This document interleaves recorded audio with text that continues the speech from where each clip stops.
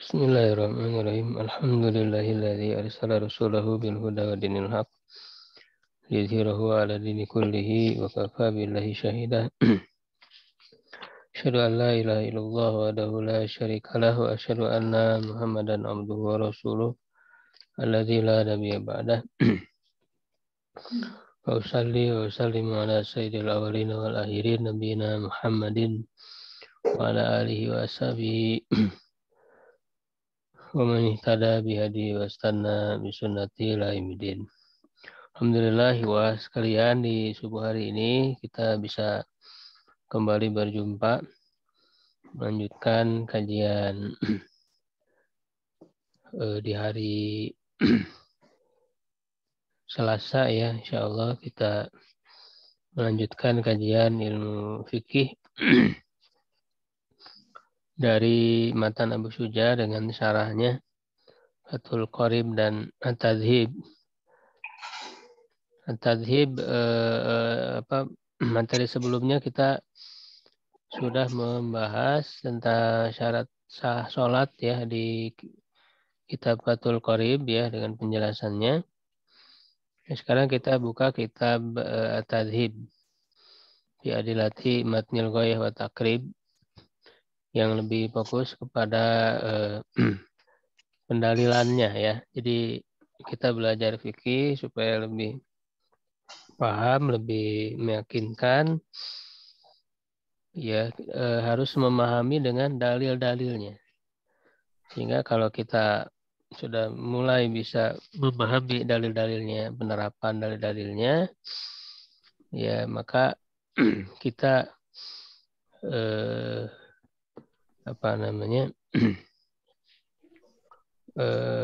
beranjak ya untuk tidak lagi taklid gitu ya, atau taklid buta gitu ya. Jadi kita paham mengikuti dalil-dalilnya.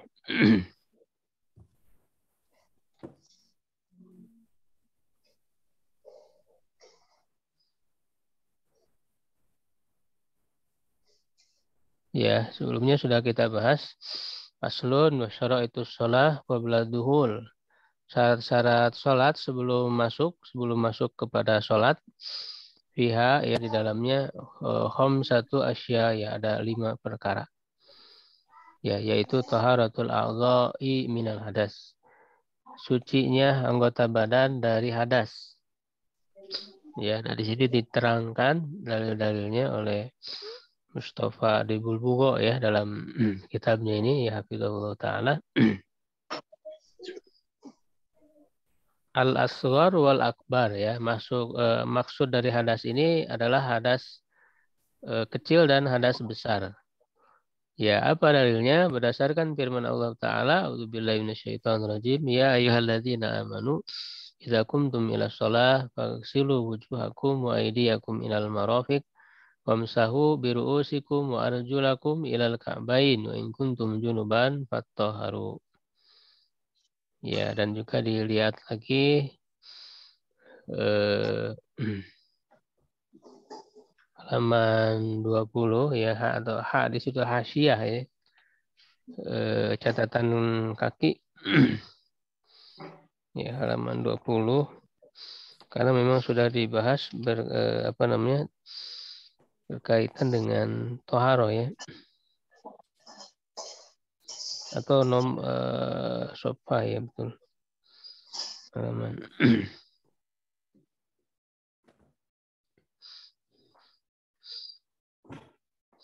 Ya, nah di dalam satu ayat ini kan jelas menerangkan tentang toharoh ya, toharoh dari hadas.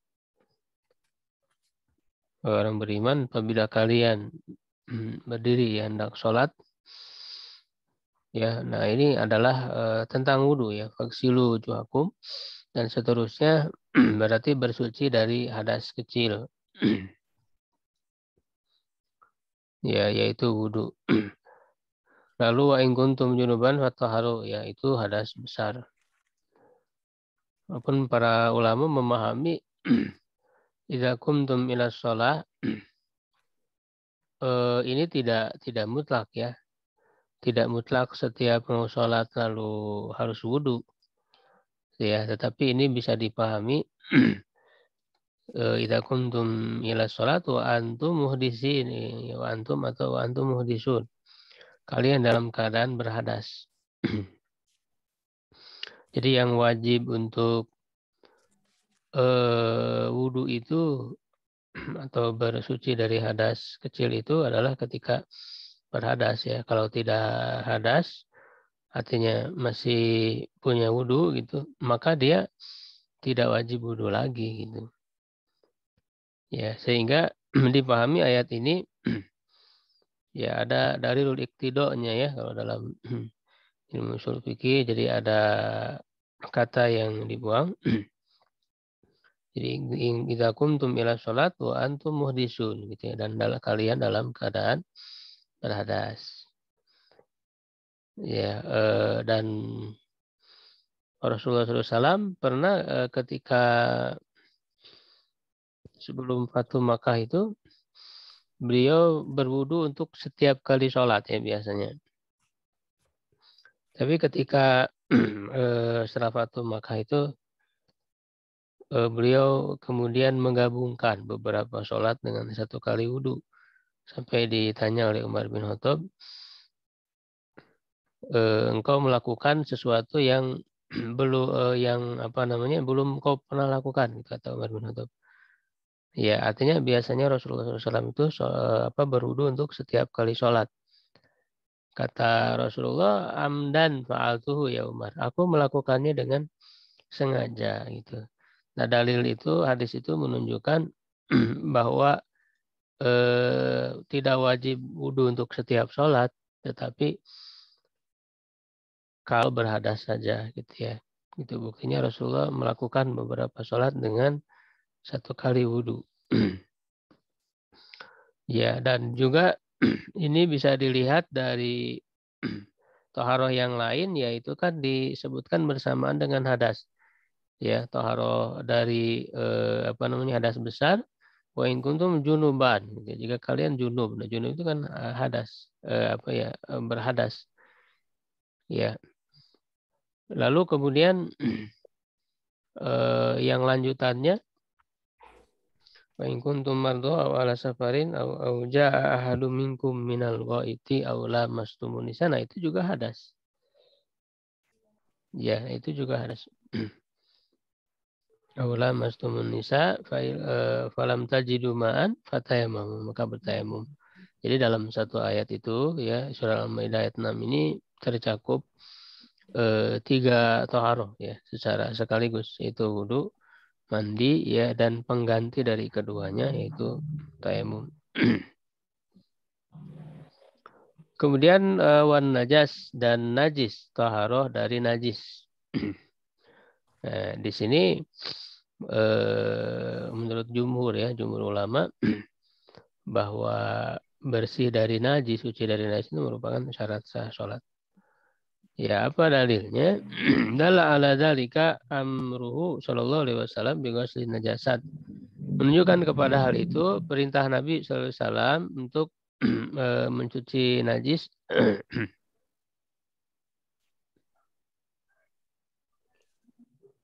Faqaulihi li Fatimah binti Abi Hubais, seperti sabda beliau kepada Fatimah binti Abi Hubais radhiyallahu anha, fa idza aqbalatil haidatu fatrukis sholata.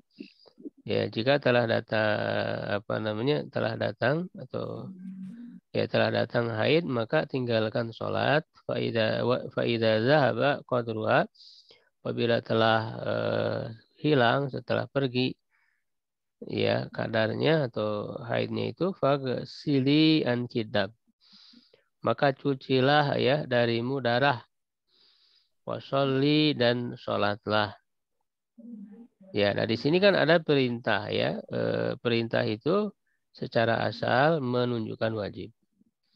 Ya, jadi kita belajar fikih ini tidak hanya pelajari kesimpulannya saja ya, karena tentu ini wilayah zonni ya, tidak qat'i, jadi bisa kita pelajari bahkan nanti membandingkan dengan pendapat-pendapat yang berbeda ya gitu. Ya, sehingga nanti menjadi jelas ya mana yang lebih kuat yang bisa diambil begitu. Ya, jadi memahami dalil dan juga istidlalnya, pendalilannya ya, maka di sini kita terapkan kaidah-kaidah usul fikihnya ya gitu. Nah, dalam kaidah usul fikih dikatakan al-aslu fil amri lil wujub. Asal dari perintah itu menunjukkan wajib ya, kecuali ada ilam adalah dalilu ya, kecuali ada dalil lain yang memalingkannya ala hilafihi. Nah, di sini kan perintah secara asal menunjukkan wajib, tidak ada yang memalingkan. Ya, jadi cucilah darahnya. Cucilah artinya menjadi wajib untuk membersihkan najis itu. Ya, nah ini cukup banyak dalilnya. Wa hadis Ali radhiyallahu anhu fi ghustil madzi, dan juga hadis Ali radhiyallahu anhu tentang mencuci madzi ya. Wa qiyasan ala taharati tsaub, dan juga dengan kias, mengkiaskan dengan toharoh dari baju. Ya, al-ma'mur bihi biqaulihi ta'ala, yang diperintahkan dengannya dengan firman Allah Ta'ala, wa thiyabaka fatahhir. Ya, dan bajumu maka bersihkanlah. Ya, maka bersihkanlah.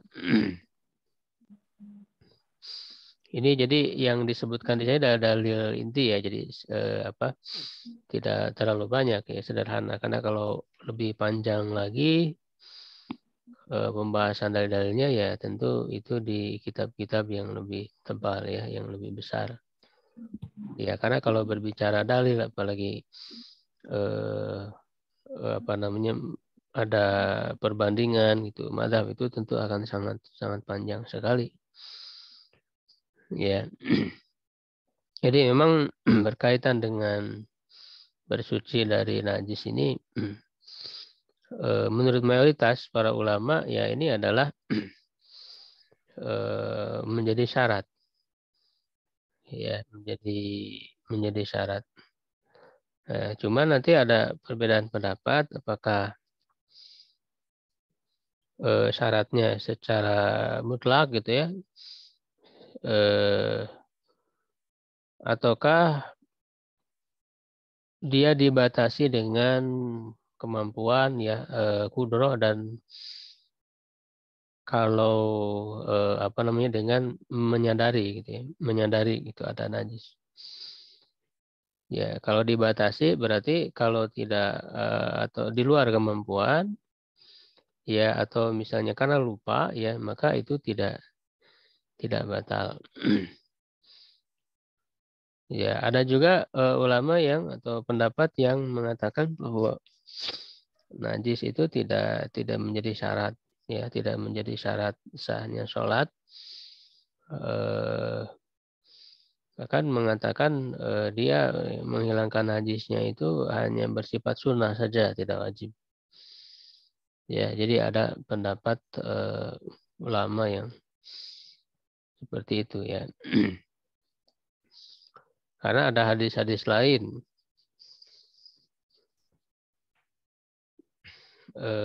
Misalnya ketika Rasulullah sholat itu ya menginjak kotoran.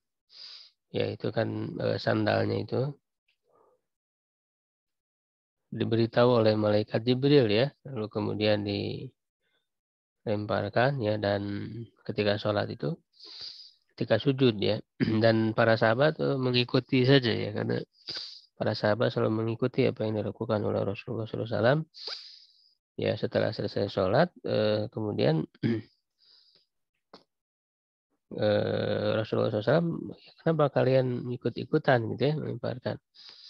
Tadi aku diberitahu ya oleh malaikat Jibril di sendalku itu ada kotoran.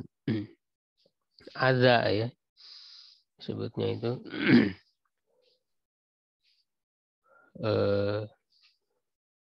Dan itu kan Rasulullah SAW dalam hadis itu tidak mengulangi dari awal salatnya itu.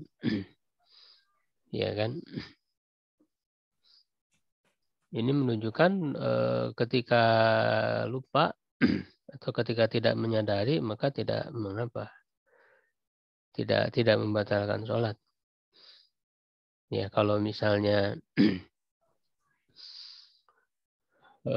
menyadari atau sengaja, ya itu bisa tidak sah sholatnya.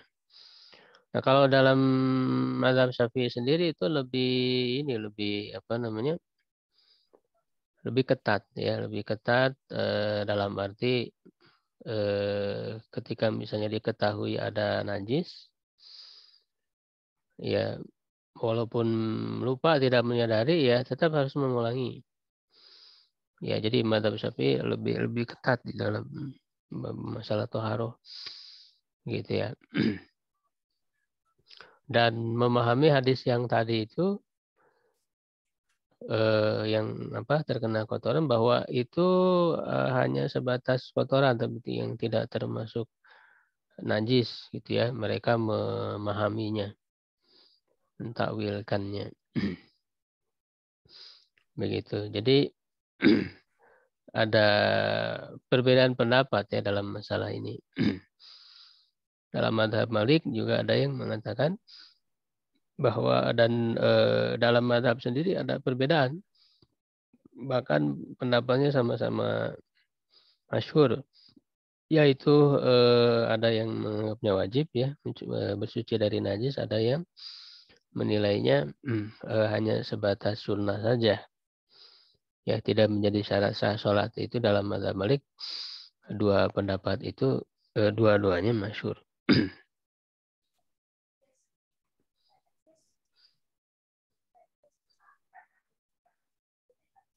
Jadi itu bersuci dari najis. Ya, ya artinya kita berusaha ya semaksimal mungkin untuk menghilangkan najis ini. Jadi kalau dalam pengamalan ya tentu kita memilih yang lebih berhati-hati ya. Kecuali najis-najis yang apa sulit untuk dihindari gitu ya. Ya itu kan adalah ma'fu ya dimaafkan. Wasyaturul aurah dan menutup aurat bilibasin tohir dengan pakaian yang bersih. Dalilnya di qouli ta'ala khuduz zinatakum inda kulli masjid. Ya ambillah zina. Zina di sini perhiasan. Maksudnya pakaian kalian ketika setiap kali ke masjid. Ya surah Al-A'raf ayat 31 qala Ibnu Abbas radhiyallahu anhu ma'al muradu bihi thiyab fi shalah. Maksudnya adalah pakaian di dalam sholat. Menurut Ibnu Abbas. Warwa Tirmidzi nomor 377 wa hasanu an Aisyah radhiyallahu anha qalat qala Rasulullah sallallahu alaihi wasallam la tuqbalu sholatul haidi illa bihimar. Tidak diterima sholat perempuan yang haid, maksudnya yang balik ya. Haid di sini sholat perempuan yang telah haid maksudnya telah balik. Bukan berarti orang haid sholat, tidak ya. Illa bihimar, kecuali dengan himar, kerudung ya, penutup kepala. Wal haid al balik ya, haid di sini maksudnya balik lianna balagot sinnal haid karena dia sampai kepada usia ya haid ya. Awal himar ma tugati bihil mar'atu ra'saha. Himar itu adalah yang digunakan oleh perempuan untuk menutupi kepalanya. Wa idza wajaba satrul ra'si fa satru ghairihi aula. Ya, dan apabila wajib menutup kepala, maka menutup yang lainnya lebih utama gitu. Jadi kalau dalam hadis ini menutup kepala wajib, ya apalagi yang lain gitu, apalagi bagian anggota tubuh yang lain. Ya tentu wajib ditutupi.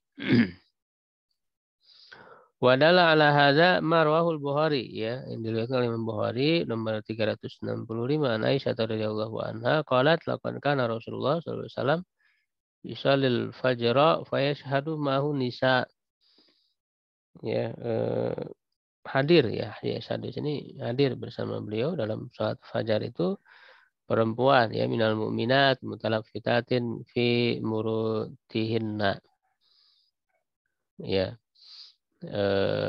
apa namanya mereka menutupi gitu ya tubuh mereka itu dengan pakaian mereka Lifa ya, wal lifa itu saubun yujallilu bihil jasad kullahu ya. Jadi menutupi seluruh tubuhnya. Sumaya arifu ila buyuti, sumaya yarji'na ila buyutina. Kemudian mereka pulang ke rumah mereka, ma ya'rifuna hadiah, tidak diketahui oleh seorang pun. Wa dalilu istirati, jadi itu dalil wajibnya menutup aurat di dalam sholat. Lalu wajibnya pakaian itu suci ya, artinya suci dari najis. Wa dalilu istirati qaulihi tahira qauluhu ta'ala wa thiyabaka fatahhir. Ya. Karena masuk kepada yang syarat sebelumnya, jadi harus suci dari najis. Karena suci dari najis itu kan artinya suci badan, pakaian, dan tempat sholat gitu ya. Dari tiga hal itu disucikan. Anahaulah bintaya sarin atat Nabi SAW. Pokoknya ya Rasulullah innahu laisa li illa sabun wahid. Aku tidak mempunyai kecuali satu baju wa ana ahidu fihi. Ya, dan saya haid pada baju itu. Pakai fasna, maka bagaimana aku melakukan yang aku perbuat? Qala idza tahurati fagsilihi summa sallihi. Apabila kamu telah suci, maka cucilah ia, kemudian sholat padanya. Faqalat fa illam yahrujudam, meski tidak keluar darahnya, qala yakfiki ghusludam, ya cukup kamu mencuci darahnya, wala ya duruki asaruhu, dan tidak memadaratkanmu asar ya, bekasnya. Nah ini adalah termasuk najis yang ma'fu ya, yang ditoleransi ya karena kesulitan menghilangkan ya. Ketika dicuci itu ternyata masih ada sisa-sisa gitu ya darahnya itu, maka kata Rasulullah dalam hadis ini tidak mengapa. Ini juga sebagai dalil najis-najis yang memang sulit ya untuk dihindari. Itu termasuk kategori yang ditoleransi. Sedikit gitu ya. Karena di sini sudah berusaha untuk mencucinya, menghilangkannya. Ya, dan ini juga menjadi dalil tadi menghilangkan najis juga khususnya ini berpakaian ya, pakaian yang suci dalam sholat. Ya, biribasin tohir, kemudian walukuf ala makanin tohir ya, dan berada atau berdiri di tempat yang suci. Jadi tempat sholatnya juga harus tempat yang suci. Ya, sebenarnya ini syarat ini juga masuk ke taharah dari najis tadi gitu ya. Cuman lebih dikhususkan lagi. Dalla ala dzalika amru sallallahu alaihi wasallam bisa bil mai ala bauril arabi fil masjid. Ini hadis yang terkenal ya, hadis baul arabi itu Arab gunung yang datang ke masjid lalu dia kencing di situ ya. Maka Rasulullah menyuruh sahabat untuk menyiram air kencing itu supaya hilang, supaya menyerap ke tanah ya, ke dalam tanah. Ya, itu kan perintah Rasulullah untuk mensucikan dan orang Arab gunung ini kencing di masjid ya, artinya di tempat sholat. Ya, maka dari tempat sholat itu harus dibersihkan dari najis. Wa qiyasan ala taharatil saub, dan juga sebagai kias dari taharah saub tadi itu. Yaitu dalam ayat wasiyabaka fatahir. Ya, walaupun tentu tidak qat'i ya zahir gitu ya, zahir ayat itu bersihkan pakaianmu. Bisa juga dipahami secara majaz ya, maka dalam penafsiran termasuk penafsiran salaf ya, menafsirkan Ibnu Abbas dan pada yang lainnya, siab di situ bisa dimaknai dengan hati, sucikan hatimu ya. Tetapi bisa juga diartikan ya baju secara makna hakiki ya. Begitu sehingga dia menjadi dalil, dan itu secara zahir ya. Secara zahirnya siab di situ adalah pakaian. Ya, dalam kaidah fikih dikatakan hakikat itu lebih didahulukan daripada majas. Ya, jadi itu dikiaskan ya, artinya kalau pakaian harus bersih ya, yang terkait langsung dengan pelaksanaan ya, ibadah sholat, ya maka termasuk juga tempat gitu ya yang dia melaksanakan sholat di tempat itu.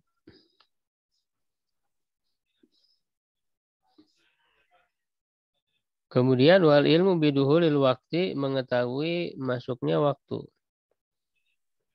Ya, liqaulihi ta'ala, ya berdasarkan firman Allah Ta'ala, inna sholata kanat 'alal mu'minina kitaban mawquta. Sungguhnya sholat itu kewajiban bagi orang-orang yang beriman yang ditentukan waktunya. Ya, jadi syarat sah sholat itu mengetahui masuknya waktu, masuknya waktu sholat. Ya, jadi supaya tidak sholat di luar waktunya gitu ya. Ya, walaupun ini bisa juga dikategorikan masuk waktu itu bukan suatu syarat ya, tapi bisa dikategorikan sebagai sebab. Jadi sebab wajibnya sholat itu adalah waktu. Masuknya waktu ya, gitu. Jadi kalau sebab itu kan adalah ma yalzamu min wujudihi wujudun wa min adamihi adamun lidzatihi gitu ya. Jadi ada sebab ada hukum, tidak ada sebab tidak ada hukum. Itu sebab ya. Jadi adanya waktu sholat maka adanya kewajiban sholat. Ya, tidak ada atau belum masuk waktu sholat maka tidak ada kewajiban sholat, itu sebab. Sedangkan kalau syarat, ya syarat itu apa pengertiannya? Ma yalzamu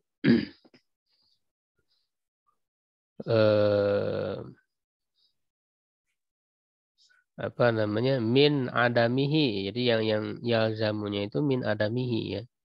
Ma yalzamu min adamihi adam wala yalzamu min wujudihi wujudun wala adamun lidzatihi. Syarat itu. Ya, ini merupakan pengertian syarat yang populer, yaitu pertama kali dikemukakan oleh Al-Qarafi ya dalam kitab usul fikihnya. Gitu ya. Jadi syarat itu kalau tidak ada ya, tidak adanya itu maka wajib tidak adanya hukum. Artinya kalau syarat tidak ada maka tidak sah. Tidak wudu misalnya tadi ya toharo, tidak ada toharo maka tidak ada sholat, tidak sah sholatnya. Tapi kalau ada toharo tidak mesti sholat gitu, karena orang melakukan toharo itu tidak mesti sholat gitu. Bisa saja dia memang selalu menjaga toharonya, tapi melakukan toharo tidak semata-mata untuk melaksanakan sholat. Jadi tidak mesti ya adanya syarat, adanya yang disyaratkan atau adanya masyrut ya, dan juga tidak mesti tidak ada juga ya. Wala yalzamu min wujudihi wujudun wala adamun. Jadi dahulu waktu. Tapi di sini dalam mazhab Syafi'i dimasukkan mengetahuinya ya, bukan masuk waktunya, karena kalau masuk waktu itu kan di luar kemampuan kita. Ya, yang membuat masuk waktu sholat itu kan bukan kita gitu ya. Itu kan Allah Subhanahu wa taala yang mempergulirkan gitu waktu ya. Itu di luar kemampuan kita. Tetapi yang menjadi syarat di sini maksudnya mengetahuinya ya, bukan masuk waktunya. Jadi mengetahui al-ilmu. Ya, jadi harus tahu dulu kan waktunya benar nggak ini udah masuk gitu ya, udah masuk waktu sholat. Jadi jangan apa namanya hanya ini langsung saja melaksanakan sholat tanpa dicek dulu waktunya apakah sudah masuk atau tidak ya. Kalau sekarang kan ada ya azan apa namanya azan tuh diantaranya adalah fungsi azan untuk memberitahukan masuknya waktu sholat begitu. Tapi yang azan bisa bisa saja dia lupa gitu ya. Apalagi azannya yang orang yang sudah tua gitu kurang jelas melihat waktunya, sangkanya udah masuk padahal belum. Jadi kita tetap harus mengecek kembali ya apakah sudah masuk waktu ataukah belum. Wastiqbalul kiblat dan menghadap kiblat. Qala ta'ala ini jelas ya menghadap kiblat dalam surah Al-Baqarah di juz 2 itu berbicara tentang pemindahan kiblat. Qaddara taqalluba wajhika fis sama falanwalliyannaka kiblatan tardoha fawalli. Nah, di sini kan ada perintah. Fawalli wajhaka. Maka hadapkanlah wajahmu syatrul masjidil haram ke arah masjidil haram. Ya taqallaba wajhuka taruh dada wajhuka watas taqallubu wajhika taruh dulu wajhika watasarfu nadharika ila jihatis sama. Ya, maksudnya berdoa ya. Jadi berdoa dan Rasulullah di sini kan lama ya berdoanya itu 16 sampai 17 bulan pemindahan kiblat. Falan waliyanaka fala nuhawwilannaka ya. Mengalihkanmu wala nusarrifannaka. Kiblat jihatu qabiluha fi sholatika. Kiblat itu adalah arah yang kamu menghadap kepadanya dalam sholatmu. Tardoha ya tuhibbuha wa tamilu ilaiha yang kamu sukai, kamu condong kepadanya. Fawali wajhaka tuwajihu syatrul masjid ya nahwahu ya ke arahnya wa tilqaahu ya sama ya artinya al haram alladzi la yahilu ta'arud lahu wa intihaku. Haram itu yang tidak boleh di situ melakukan apa namanya peperangan ya, penumpahan darah. Warul Bukhari wa Muslim fi hadis musi salatuh. Ini hadis musi salatuh yang terkenal sebagai dalil utama ya dalam pelaksanaan salat.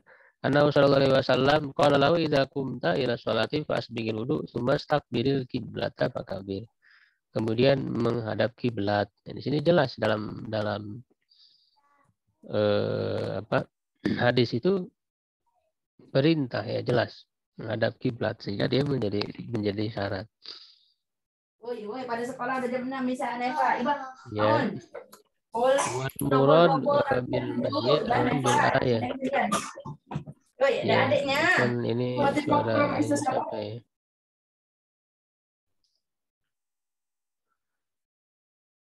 Fil ayat wal bil kiblah fil hadis al-Ka'bah. Jadi yang dimaksud dengan Masjidil Haram dalam ayat, kiblah dalam hadis itu maksudnya Ka'bah gitu ya. Qala Bukhari ya Muslim an al-Barra bin Ibni Azib radhiyallahu anhu maqala kana Rasulullah sallallahu alaihi wasallam shalla nahwa Baitul Maqdis.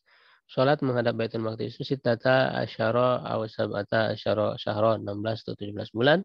Wa kana Rasulullah sallallahu alaihi wasallam yuhibbu an yuwajjaha nahwal qiblah nahwal Ka'bah. Jadi beliau ingin apa namanya salatnya menghadap Ka'bah fa anzalallah pada naro taqalluba jika bisa fatawajjah nahwal Ka'bah. Ya, fatawajjah nahwal Ka'bah. Itu dijelaskan bahwa maksudnya adalah Ka'bah. Wa yajuzu tarkul qiblah fil halatain fi sidatil hauf wa fi nafila fi safar ala rahilah. Nah, boleh tidak ya meninggalkan kiblat ya artinya tidak menghadap Ka'bah dalam dua kondisi. Ya, yang pertama karena sangat takut, dalam kondisi yang sangat takut sidatul hauf Yang kedua dalam kondisi melaksanakan sholat sunnah dalam safar di atas kendaraan. Ya, ini min kitalin wa ghairihi, ya maksudnya sangat takut itu takut ya dalam peperangan, ketika dalam perang gitu ya, dan juga yang lainnya. Idza kana sabab mubah, apabila sebabnya adalah mubah.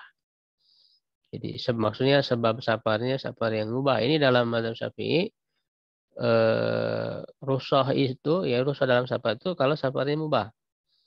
Kalau safarnya safar maksiat itu tidak menjadi rukhsah ya, karena para ulama mazhab Syafi'i dan juga jumhur ya, tidak hanya Syafi'i, itu kan wa ta'awanu alal wala ta'awanu alal ismi wal udwan ya. Ini 1 menit lagi ya, insyaallah kita selesaikan. Pada jalan auruk pana ini kan jelas ya. Itu karena ketakutan tadi. Atau dalam keadaan naik ketika berkendaraan dalam safar ya, karena memang itu dilakukan oleh Rasulullah SAW ketika sholat sunnah itu di atas kendaraan ya, menghadap kendaraan kemana mengarah. Kalau sholat wajib beliau usahakan turun gitu ya, turun dari kendaraan itu ya. Kalau sholat sunnah di atas kendaraan. Baik, sampai di situ dulu ya, karena ini durasinya habis. Mudah-mudahan ini pas ya jam